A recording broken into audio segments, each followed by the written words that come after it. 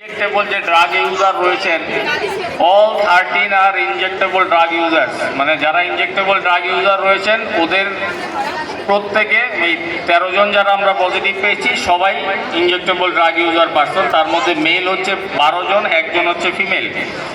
2024-25 আমরা 2937 জনকে আমরা টোটাল স্ক্রিনিং করেছিলাম, তার মধ্যে 11 জন পজিটিভ হয়েছে, সবাই ইনজেক্টেবল ড্রাগ ইউজার্স, তার মধ্যে মেলই 11 জন।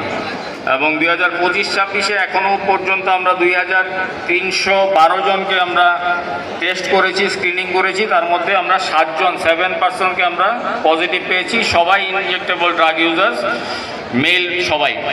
তো এটা একটা চিত্র আমি ধরে ধরলাম কমলপুরের মধ্যে।